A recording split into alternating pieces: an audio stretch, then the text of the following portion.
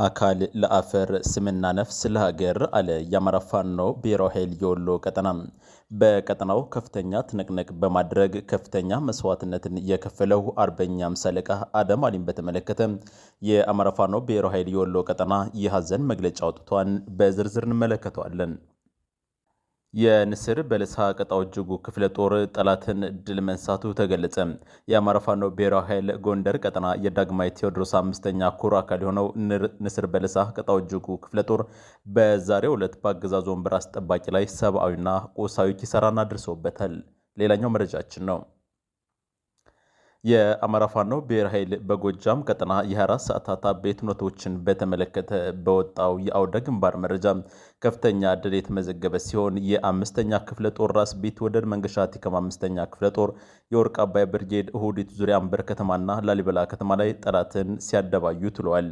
በተመሳሳይ ኬላ አካባቢ ልከሰከስ የነበረን የጠላት ኃይል ላይ ደግሞ እርምጃ የወሰደው የጎጃም አገው ምድር ሶስተኛ ክፍለ ጦር የ10 አለቃ ኤፍሬም አጥናፉ የፋኖ አባላት ናቸው። በዝርዝር እንመለከታቸዋለን። ወደ አድማጭ ተመልካቾቻችን እነዚህን ጨምረን ሌሎች የአውደ ግንባር መረጃዎችን በዝርዝር የምንመለከትበት የዛሬው የፋኖ ዴይሊ የአመሻሽ መረጃችን እነሆ ዝግጅቱን ጨርሶ ወደ እናንተ መቅረቡን ጀምሯል። ወደ አድማጭ ተመልካቾቻችን ዩቲዩባችን ተደራሽ ይሆን ዘንድ ቻናላችንን ሰብስክራይብ፣ ላይክ እና ሼር በማድረግ ተደራሽ በማድረግ እንድትተባበሩን በአክብሮት እንጠይቃለን። በተለይ በአማራ ሕዝብ ላይ የታወጀው መንግስት መር ጭፍጨፋ ለዓለም አቀፉ ማህበረሰብ ይደርስ ዘንድ የእናንተ ማበረክቶ ከፍተኛ ነውና የበኩላችሁ እንድታደርጉ በዚሁ አጋጣሚ ጥሪ እናቀርባለን። ቀደም ሲል የሰማናቸውን አበይት መረጃዎች በዝርዝር እንመለከታለን። አብራችሁን ቆዩ። አካል ለአፈር ስምና ነፍስ ለሀገር ከአማራ ፋኖ ብሔራዊ ወሎ ቀጠና የተሰጠ የሀዘን መግለጫ።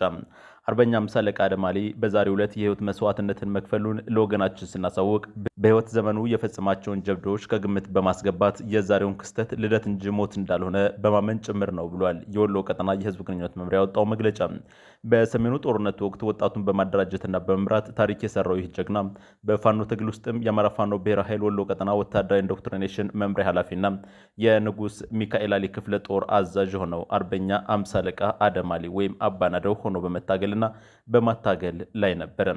ለአማራ ህዝብ ህልውና መረጋገጥ ሲል ዓመታት በጽናት ቆሞ የታገለና ያታገለ ግንባር ቀደም ጀግና ነው። ከደሴ ከተማ በስከ ምዕራብ ባለው ቀጠና ማለትም በለጋምቦ፣ መሃል ሳይንት፣ መካነ ሰላም፣ ከላላ፣ አማራ ሳይንት፣ ወግዲና አካባቢው ይንቀሳቀስ የነበረው የፋኖ ኃይልን ከሌሎች ጓዶቹ ጋር በመምራት መራር ተጋድሎ ሲፈጽም የነበረው አርበኛ ሃምሳ አለቃ አደም አሊ የሰሜን ምስራቅ 801ኛ ኮር በርካታ ሰራዊት፣ አድማ ብተና፣ ፖሊስና ሚሊሻን ላለፉት 2 ዓመታት በጽናትና በጀግነት በመፋለም እልቆቢስ የጠላት ኃይል አባላትን የመደምሰስ ቆፍጣና አርበኛም ነው። ሁለተኛ አማራ አልሆንም አትግደሉኝ ያለችውን ህፃን የጭንቅ ድምፅ እያስታወሰና በየቦታው የሚገደለውን አማራ ደም ለማፈስ በማሰብ ጠመንጃ ነሳው አርበኛ ሃምሳ አለቃ አደም አሊ ከሰሜኑ ጦርነት ወዲህ በተጀመረው የፋኖ ትግል ሂደት አይደፈር የተባለውን በመድፈር በተደጋጋሚ ፊልም የሚመስሉ ጀብዶዎችን መፈጸም የቻለ ነው። ለአብነት ያክል በምዕራብ ወሎ ቀጠና ለጋምቦ ወረዳ ውስጥ በገነቴ ግንባር የሰሜን ምስራቅ 801ኛ ኮር 45ኛ ክፍለ ጦር ሰራዊት ተሽከርካሪዎችን በማጋየት ተደጋጋሚ ድል የተቀዳጀ ደፋር ጦረኛም ነው ይሉታል። 45ኛ ክፍለ ጦር በነ ኮሎኔል ብርሃኑ እየተመራ አርበኛውን ለመደምሰስ ለጋምቦ ገብቶ ሰበር ሰካ ሲል ጀግኖ አርበኛ አደም አሊና ሰራዊቱ ባደረሱበት ሰብአዊ ኪሳራ የተነሳ ለጋምቦ ወረዳ ከሚገኙ 3 ከተሞች አንዷ የሆነችው ጊምባ ከተማ ውስጥ የ45ኛ ክፍለ ጦር ካምፕ የሆነው መካነ ኢየሱስ ግቢ ጀርባ የጅምላ መቃብር በመቆፈር በርካታ ኃይሉን ሲቀብር ከርሟል። የጠላት ኃይል በየጊዜው ለግዳጅ ሲወጣ የራሱን አስክሬን ጭኖ የሚመላለሰው በጦር ጠበብቱ አርበኛ አደም አሊ የውጊያ ፍልስፍናና ብቃት ነው። አርበኛ አደም አሊ ወግዲ ወረዳ ጎረንጅ ቀጠና ውስጥ በሽርጥ ቦምብ ታቅፎ ወደ መከላከያ ሰራዊት ምሽግ በመጠጋት አስፈሪውን የጎለሌ ምሽግ መስበር የቻለው ይህ ደፋር አርበኛ በጨለማ ጭምር በድፍረት ተስቦ ጠላትን በመጠጋት ቦምብ በመጣልም ይታወቃል። በቦምቡሩራ ወደ ሌለሽ የተባለው አርበኛ አደም አሊ ከላላ ወረዳ ዋርጃ ተብሎ የሚጠራ ቀጠና ውስጥ ጠላት ከቦት ሳለም በጀግንነት ከበባ ሰብሮ በርካታ ጠላት ደምሶ መውጣቱም የቅርብ ጊዜ ትውስታ ነው። በአማራ ሳይንት ወረዳ በለጡማ ግንባር በመካነ ሰላም በኩል ደግሞ ሙድለላ ታዳጊ ከተማ ላይ እንዲሁም በከላላ ወረዳ ውስጥ በደገርና ወርቄ ቀጠናዎች የጠላትና ከርካሪ የሰበረ የጥምር ጦር መቅሰፍት መሆኑንም ልብ ይሏል። ገነቴ ከተማ አቅራቢያም የአድማ ብተናዎችን ምሽግ ከጥቂት አጃቢዎቹ ጋር ሆኖ በመስበር አድማ ብተናዎችን አፈር ያስጋጠና ከላላ ውስጥ ብስቁልቁል ላይ ከ4 ወረዳ የተውጣጣን ጠላት በመመከት ከ60 ያላነሰ ሰራዊት ደምስሶ በርካቶችን ያቆሰለ ነው። በጥቅሉ ለአማራ ህዝብና ለትግሉ የታመነ ገንዘብና ጥቅም የማያታልለው እንዲሁም ጽኑና ቆራጥ አርበኛም ነበር። ጽኑና ጀግናውን አርበኛ በዚህ መራር ትግል ሂደት መሃል ድንገት ምናጣውም ድል ያለ መስዋዕትነት፣ ጦርነት ያለ ተኩስ አይሳካምና ዋናው ቁም ነገሩ የእሱን ፈለግ ተከትሎ ጀግንነቱን አስቀጥሎ ዓላማውን ማሳካት ስለሆነ እኛም የትግል ጓዶቹና የስጋ ወንድሞቹ ለዚህ ሁሌም እንደታጠቅን በጽናት እንቆማለን፣ ጦርነቱም በድል እንወጣዋለን። በመጨረሻም ድርጅታችን ለወዳጅ ዘመድና ለመላው ሰራዊታችን መጽናናትና ሶብርን ይመኛል። ታጋይ ይሰዋል፣ ትግል ይቀጥላል፣ ድላችን በተባበረ ክንዳችን ሲል የአማራ ፋኖ ብሔራዊ ኃይል የወሎ ቀጠና እሁድ ሰኔ 8 ቀን 2017 ዓ.ም በወሎ ቤት አማራ ያወጣው መግለጫ ያሳያል። ውድ አድማጭ ተመልካቾቻችን በርካታ ጀግኖች እልፍ መስዋዕትነትን የሚከፍሉት ለአማራ ሕዝብ ለገባበት መከራና ስቃይ እረፍት ለመስጠትና የነጻነት አየር እንዲተነፍስ ውድ ሕይወታቸውን ጭምር እያስያዙ የሚታገሉለት ትግል ዳር እንዲደርስ ሁሉም የበኩሉን እንዲወጣ በዚሁ አጋጣሚ እንደ ሚዲያም ጥሪ እናቀርባለን። ውድ አድማጭ ተመልካቾቻችን በዚህ ወደ ጎንደር እንሻገራለን። የንስር በለሳ ቀጣው እጅጉ ክፍለ ጦር በጠላት ላይ ከፍተኛ ጉዳት አድርሷል። የአማራ ፋኖ ብሔራዊ ኃይል ጎንደር ቀጠና የዳግማዊ ቴዎድሮስ 5ኛ ኮር አካል የሆነው የንስር በለሳ ቀጣው እጅጉ ክፍለ ጦር በዛሬው ዕለት ማለትም ሰኔ 8 ቀን 2017 ከአገዛዙ ወንበር አስጠባቂ ሰራዊት ጋር ለ6 ሰዓታት ያክል እልህ አስጨራሽ ውጊያ አካሂዷል። ማለትም ከረፋዱ 2 ሰዓት ተኩል እስከ እኩለ ቀን 8 ሰዓት ተኩል አካባቢ ማለት ነው። ውጊያው እየተካሄደውም በምስራቅ በለሳ ወረዳ ቆላ ሙሲት ዙሪያ በምትገኝ ድግብ ጉላ ተብላ በምትጠራው የገጠር ቀበሌ ውስጥ ሲሆን በዚህ ውጊያም የጠላት ኃይል ሙትና ከባድ ቁስለኛ ከመደረጉም በላይ የነፍስ ወከፍ መሳሪያዎችም ተማርከዋል። ቁጥራቸው ከ20 በላይ የሚሆኑት የመከላከያ አባላት በውጊያ ሲገደሉ 13ቱ ደግሞ ከባድ ቁስለኛ በመሆናቸው በምስራቅ በለሳ ወረዳ ዋና ከተማ ወደሚገኝ ሆስፒታል ለሕክምና የገቡ ሲሆን 6 የነፍስ ወከፍ መሳሪያዎችንም መማረክ ተችሏል።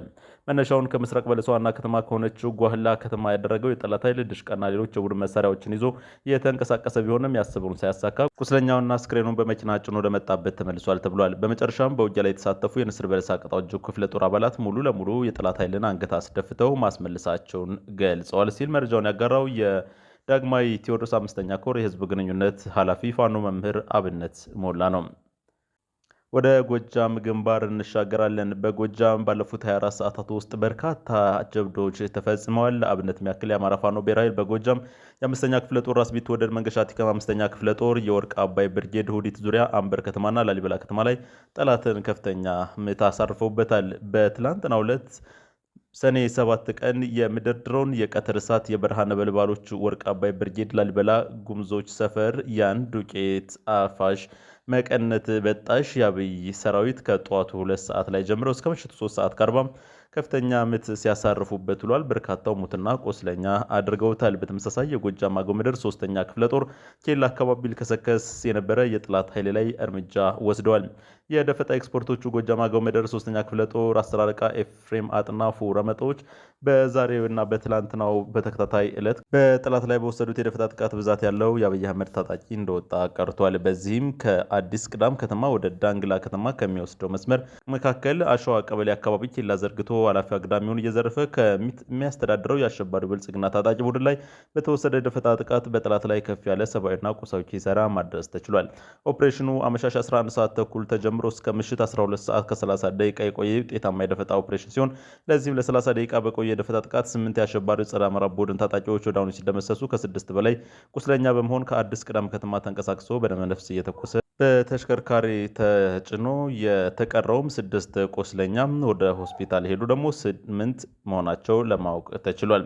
በአጠቃላይ በተደረገ የደፈጣ ጥቃት 8 የብልጽግና ታጣቂ ሲደመሰስ የጠላትን ፓትሮል ያሽከረክር የነበረውን አሽከርካሪ ጨምሮ ከ6 በላይ የሚሆኑት ደግሞ ከባድ ቆስለኛ ሆኗል ተብሏል። በዚሁ ጎጃም ነው የምንቆየው። የአንደኛ ክፍለ ጦር ኮሎኔል ታደሰ ሙሉነህ ብርጌድ ልዩ ኦፕሬሽን ሰርቷል። የኮሎኔል ታደሰ ሙሉነህ ብርጌድ በዛሬው ዕለት ዳኪ ካምፕ ላይ ተወርሮ በመግባት ንስሮቹ ጊዮን ሻለቃ ጠላት የአርሶ አደር መሳሪያ አስወርዳለሁ በማለት የገጠር አካባቢዎችን መሰረት በማድረግ የተንቀሳቀሰ ቢሆንም በተደራጀ መረጃ ተከታትለው በተጠና መንገድ ለብዙ ወራት ይዘውት የቆዩትን ምሽግ ሰብረው በመግባት በርካታ የሆኑ የዝናብ ልብሶችን መማረክ የተቻለ ሲሆን ለረጅም ወራት ካምፕ አድርገው ቆይተውበት የነበረውን ቦታ በማውደም ቁሳዊ ጉዳት በማድረስ የጠላትን እቅድ በማክሸፍ ውጤታማ በሆነ መንገድ ግዳጃቸውን ፈጽመዋል ተብሏል።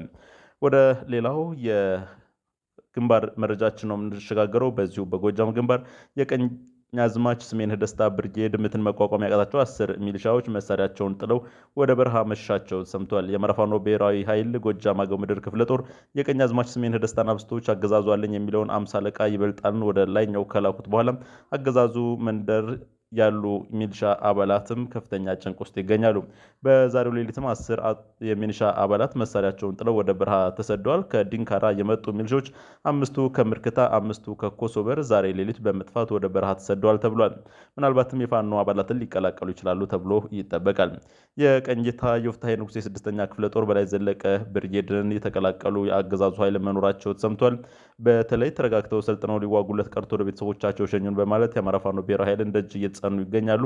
ፋኖም ከዕለት ጉርሱ ቀንሶ እያበላ እያጠጣው ቤተሰቦቻቸው የሸኛቸው መሆኑን ለሰፊው የኢትዮጵያ ሕዝብ ይወቅልን ብሏል። ከአብነት የሚያክል ጋዲሳ ባያን ጀማል የሐረርጌ ኦሮሞ፣ አራርሶ ከማል ኢብሮ የሐረርጌ ኦሮሞ፣ ኡስማን አህመድ መሐመድ የሐረርጌ ኦሮሞ፣ ቀነኒሳ ሁሴን አቡ የሐረርጌ ኦሮሞ የተባሉ እና ሌሎችም ወደ ቤተሰቦቻቸው መሸኘት ተችሏል። የአገዛዙ አገልጋይ የነበረ ሚሊሻ በሱ ፍቃዱ ታሪኩ እስከ ሙሉ ትጥቁ ስቦ ማስከዳት ወደ በላይ ዘለቀ ብርጌድ መቀላቀል ተችሏል። በተመሳሳይ በዛሬው ዕለት ሰዴ ከተማም ተደብቆ ከሚገኘው ገዳይና ዘራፊ ኃይል በመክዳት ወደ መዝገበ ጮቄ ብርጌድ የተቀላቀለ ኃይል አለ። እሱም ቱሳ ከሌላ የተባለ የ7ኛ ክፍለ ጦር 4ኛ ሻለቃ ድሽቃ ምድብተኛ የነበረ ነገር ግን የአብዮን ብር አስጠባቂ መሆን አልፈልግም በማለት ፋኖን ከነሙሉ ትጥቁ ተቀላቅሏል። 4 ካዝናና 120 ጥይት ከአንድ ጥቁር ክላሽ ጋር በመያዝ ነው ወደ ፋኖ የገባው። የአብይ አህመድ ስርዓት ገዳይ ዘራፊና ርህራሄ የሌለው በየስብሰባዎችም ያገኛችሁትን ሁሉ ምቱ፣ አማራ ያው አማራ ነው እያለ ሲለን ነበር። በዚህም እኛ ንጹሐን ሲገደሉ በማየታችን እየጠፋን እየወጣን ነው ሲል በዛሬው ዕለት ፋኖን የተቀላቀለው ቱፋ ከሊል ገልጿል። ከዚህ ጎን ለጎን ግን ህዝብን ማንቃት ማደራጀትና መቀስቀሱ እንደቀጠለ ነው። በምስራቅ ጎጃም ዞን ቢቸና ወረዳ 32 ቀበሌዎች ያሉ ሲሆን ከነዚህ ውስጥ 29ኙ ቢቸና አካባቢ የሚንቀሳቀሰው የአባ ኮስተር ብርጌድ የሚያስተዳድራቸው ናቸው። 8ኛ በላይ ዘለቀ ክፍለ ጦር አባ ኮስተር ብርጌድ በሚያስተዳድራቸው 29 የገጠር ቀበሌዎች ውስጥም የ14ቱን ቀበሌ ጎበዝ አለቃዎችና ጊዜያዊ አስተዳደሮች አንደኛ ዙር ስልጠና ተሰጥቷል ተብሏል። በጎጃም የተለያዩ አካባቢዎች አሁንም ውጊያዎች ተጠናክረው እንደቀጠሉ መሆናቸውን ለማወቅ ተችሏል። ውድ የፋኖ ዳይሊ ቤተሰቦች አድማጭ ተመልካቾቻችን የዕለቱ መረጃዎች በዚሁ ተጠናቀዋል። አብራችሁን ስለቆያችሁ እጅግ አድርገን የምናመሰግነው። በነገው የቀትር የመረጃ ሰዓት ዳግም እንገናኛለን። እስከዚያው ድረስ ግን በቸር ቆዩን። ሰላም